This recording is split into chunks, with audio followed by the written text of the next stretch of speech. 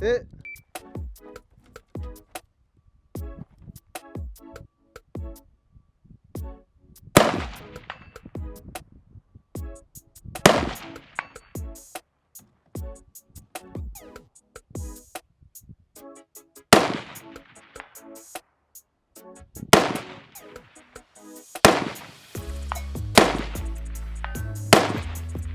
What is happening, all you sexy YouTube warriors out there? Range Day Bro back at it again, and today we're going to be taking a look at the BRN-4 Brownells 416 clone. Let's get into it.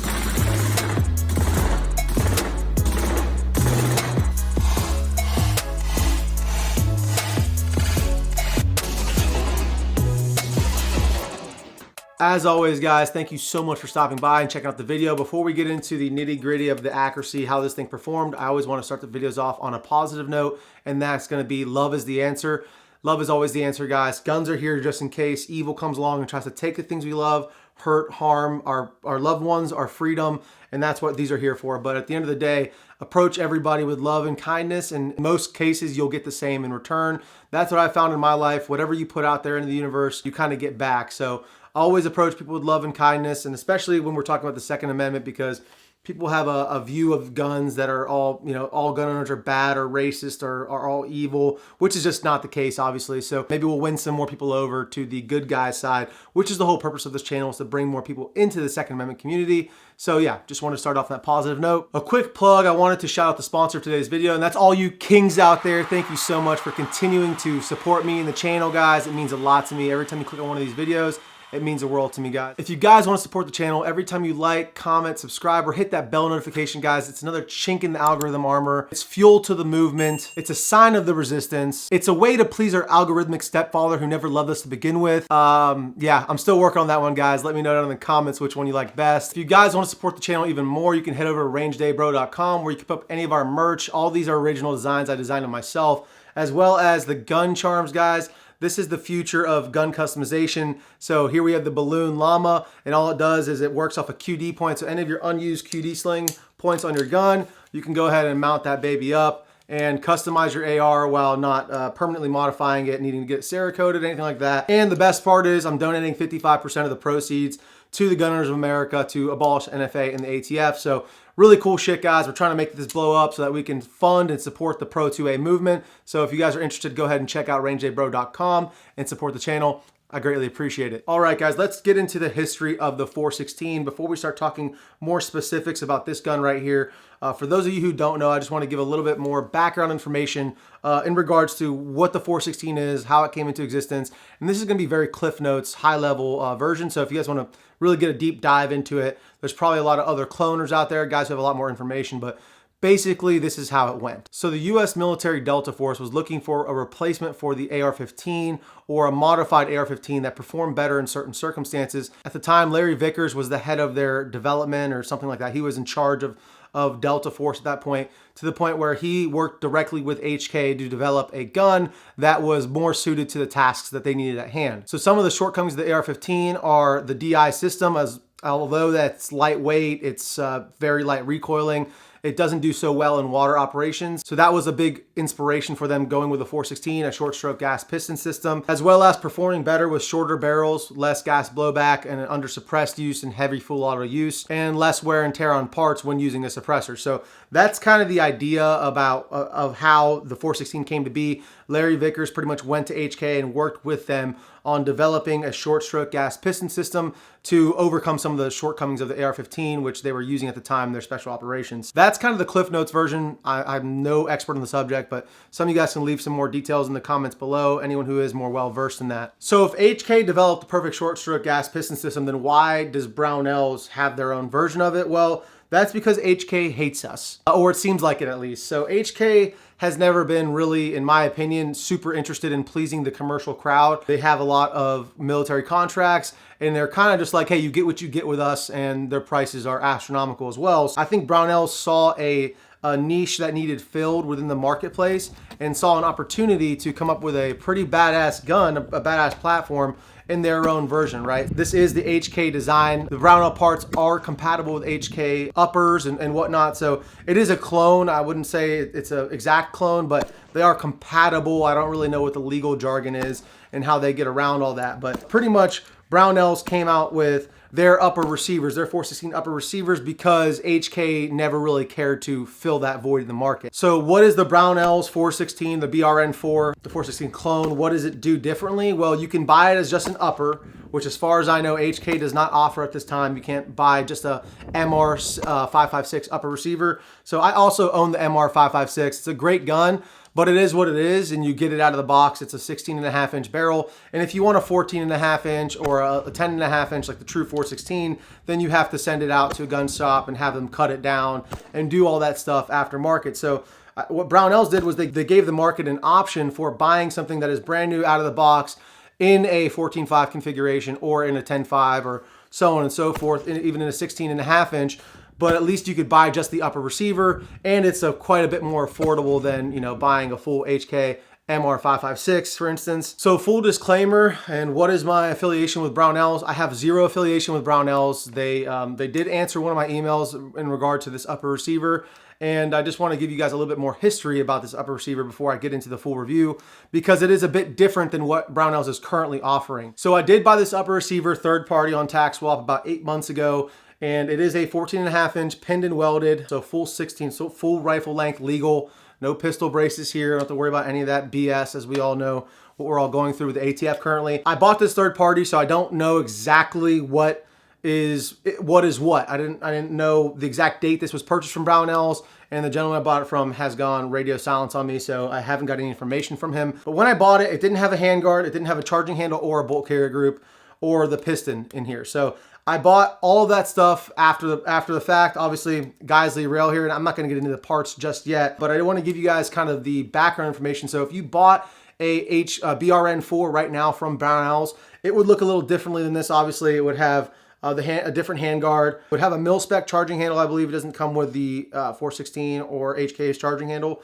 And it would have a different profile barrel. This is the main difference that I saw in that kit versus this kit, as well as this gas block had the sling loops on both sides of the gas block, which I had to cut off in order to fit this guy on. So that is just my full disclaimer. I don't really know what else is different about this, what parts were truly German parts or anything like that. What I do have is an email from a gentleman from Brownells, which I won't tell you his full name, but I'll tell you his title so you understand that he's a pretty legit guy. He is a senior brand communications manager, and I emailed him about the differences between my BRN-4 and the current BRN-4s that they're offering right now. So here's what he said. Here are the differences between HK stuff and Brownells BRN-4 stuff. BRN-4 parts are HK 416 compatible. BRN-4 parts are factory new, and right now they have a very small number of real German military HK 416 stripped uppers, which we are including with our BRN-4 kits. Then he sent me a link to all the BRN-4 kits. In a later email, he said, later in 2023, we hope to have factory new BRN-4 stripped uppers to go with our other parts too. So to me, and I'm just gonna take a wild guess, guys, because that's the only thing I can really do for you. I'm guessing that this upper receiver and barrel and gas block are probably all Brownell parts. This does have a very HK-esque profile to the barrel, so this may be an original HK barrel. I'm not sure. There's no markings on the upper receiver to be able to tell whether it's from the factory HK, so I'm going to guess the upper receiver is also a Brownells upper receiver. But once again, guys, there's really no way for me to tell, so I just wanted to throw that out there. Although I'm reviewing this upper receiver right here, what you buy from Brownells may differ from this, and in fact, the barrel profile will differ. It's a straight contour on the barrel you could see in the photos on the website. I just wanted to throw that out there so you guys all know. Now that we got that out of the way, let's just go over from blast end to ass end all the parts I have on this thing, and then we'll talk about how it shoots. All right, so starting up front, we have a Surefire Warcomp 556 CTN 1/28. So this has a little bit of a compensating effect right here in the top. It is a QD for a Surefire suppressor, which I own none of, but it also has the traditional birdcage flash hider with the larger flat end at the bottom to help you with compensating. I'm not going to attribute it all to the muzzle device, but this is an incredibly smooth and predictable recoil impulse. I love shooting this thing. This is quickly becoming one of my favorite AR-15s, or 416s rather. Just shooting at the range was a total blast. We'll talk about more and getting into the shooting portion, but we were easily able to take this thing out to 500 yards and get consistent hits on target with a 14.5. So very impressed with the recoil impulse from the muzzle device and the barrel itself as well. Very impressed with it. I'm trying to look to see if I could see any engravings, any markings in the barrel. I do not see any kind of markings on the barrel to give me a twist rate or any indication of who made it. So unfortunately we have an unmarked barrel in here, but I will say this barrel is extremely accurate. I was very happy with the performance. It is a thicker girl towards the rear, so it looks more like the MR556 barrel, and then it gets a little bit more of like a government profile. I don't really know what that's called, but it has those little steps there towards the front of it. It's a very well balanced barrel because most of the weight is towards the rear of the upper receiver. Gas block came with it. It's pinned in place. There's no adjustments to it. It did have the 2 sling lugs on the both sides of it, which I had to remove in order to fit the Geisley rail. I believe this is the SMR rail from Geisley. It's their old school style rail where you actually have threaded portions where you have to put your Picatinny rail, thread them into a threaded portion on there. I really love the look of this thing. It's kind of the classic Geisley 416 look to me. I really enjoy the way this thing turned out. Now up top, we're running a Magpul MBUS Pro folding rear front sight rather, and then a Surefire Scout. This is the MDF, the dual fuel, 1500 lumen white light with a tail cap. And as always, I'm running this light. You've seen this light on multiple rigs. I can activate that tail cap very easily. Troy vertical grip. Moving back from there, we have the Balloon Llama gun charm on here. This thing is hilarious, and it's for sure a head turner at the range, guys. If you haven't checked out rangeatbro.com, go check them out. We got 4 designs right now. We got more coming out for season 1. Also, moving back from there, we have obviously our 416 clone upper receiver. I believe it's a Brownells because there's no indication of it not being. Standard dust cover there, guys. Standard forward assist. Yeah, nothing super crazy about it. I mean, it's just a 416 clone upper. So as always with our upper receivers on 416s, it's got that step up back here. So if you're running an absolute co-witness, it'll feel like a lower 1/3 co-witness as far as your height over your cheek weld. If I'm running a lower 1/3, it almost feels like I'm running a Unity Tactical as far as the height goes because of this upper receiver. That's what it feels like to me. It's more of like a chin weld than a cheek weld when I'm eyeing this guy up. So it does feel like I could aim passively through this pretty easily because of that higher, taller upper receiver because of the short stroke gas piston system. We are running an EOTech EXPS 3-2 that's got 2 dots. I zeroed the first one at 5,200 yards, and then the second one is our 500 yard hold, which is designed for a 14-inch barrel. I'm pretty sure, I don't know what ammo type it's designed for, but I was able to hold with that second dot with this guy and get hits accurately at 470 yards. I do have the Vortex 3X magnifier on there, and I have the spacer in there to make it get up to that lower 1/3 optic, and the Magpul MBUS Pro folding rear sight, which is really nice. I also am running the Geisley airborne charging handle on here. It's one of my favorite charging handles. And that's pretty much it for the upper receiver, y'all. I don't think I missed anything. One more thing, I did forget to mention the bolt carrier group. This is the Brownells 416 bolt carrier group. I got this on sale. I think it was like 270 bucks, something like that, but it ran flawlessly. I've had 0 issues out of it. It was a factory new part. It doesn't have any engravings in it. It's just a plain BCG. So moving back from there, let's go into the lower receiver. So we are running an SLR Rifle Works. This is a billet lower receiver. I love this thing. It looks badass, but more so than that, it is ambi as far as the bolt release goes. So you cannot lock the bolt to the rear with this ambi device here. It is just to release the bolt forward. Just to show you what I'm talking about, when the bolt is locked to the rear, I can push that down and send it to the front and load my new round, but I cannot lock it to the rear using this thing. It will not lock it. That is a bit frustrating. It's not fully ambi. I would call that halfway ambi bolt release. But it's still cool to have for when you're doing emergency reloads and trying to do fast reloads and run like a high-speed cool guy. So we got a standard mag release on here, radiant selector switch here on a 45-degree throw. I'm running an ALG trigger. Love ALG triggers for the price, like 70 bucks. This is their ACT, their advanced combat trigger. Really good trigger. Let's ghost this trigger together real quick, guys. Let's see what we got here. This is a single stage trigger. So we are at a wall immediately. And it is like a 3-pound, maybe 4-pound pull. Really short, reset, audible reset, no creep. Immediately at a wall, and yeah, probably like 3.5, 4 pounds maximum. It's a really good combat trigger, especially for the price.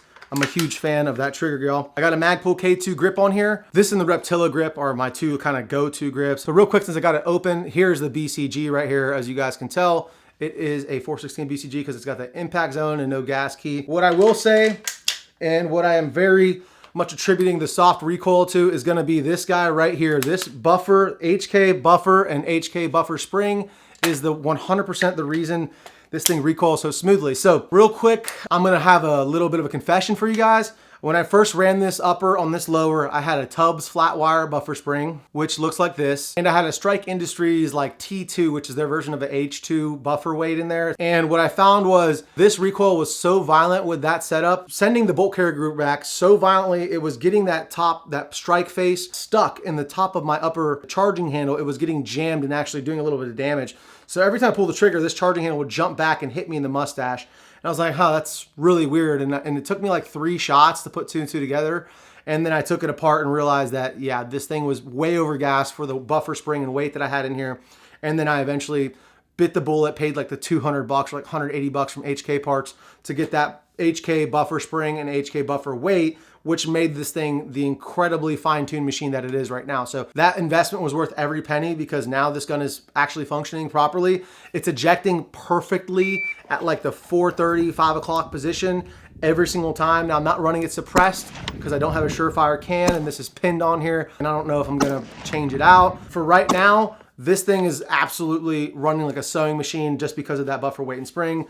I don't know what buffer tube this is. It's just a mil spec buffer, probably Aero Precision or like BCM or something like that. I'm running a QD plate on the back and the HK MR556 stock that I got with my MR556. I'm running that on here just to complete the look. It's not my #1 choice for a stock because there's no QD points on it. And these bumps back here are just really annoying when you're quickly shouldering the gun. They can catch you sometimes. It looks badass and it's not the worst stock ever either. So without further ado, let's get into how it shoots. All right, y'all. So I'm gonna roll up the accuracy portion here on the screen so you can see what kind of accuracy we got out of this thing. Now granted, these groups are at 50 yards. All right, today we're shooting the Sierra 55 grain 223 boat tail hollow point law enforcement tactical ammunition. This has a muzzle velocity of 3220 feet per second from the muzzle. We're gonna be shooting top left target.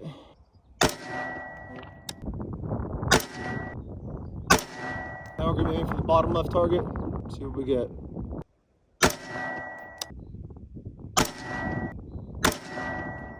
All right, y'all, here was the first group. I'm pretty impressed with that. That's about 1.5 inch group there. And then this second one, much more impressed. I think I pulled that one, the top left, in that first group because this one down here is just at about 3/4 of an inch and got 2 holes touching there. So much more impressed with that guy right there. Just in case, I'm gonna run back and do 2 more groups here. Just a reminder, this hole has already been here. So this hole's already here.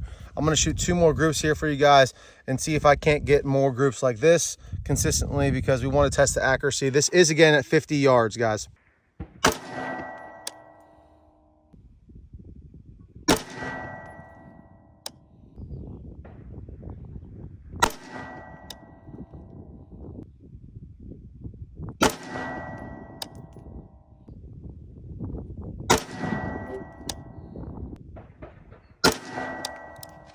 All right, guys, so unfortunately my main camera stopped recording when on the before the last shot on this group right here. Remember, this one was out of the question already, so much more like this guy, but I had to rush a little bit because I had limited recording time on my storage space on my SD card. So I did rush these, but it is at 50 yards.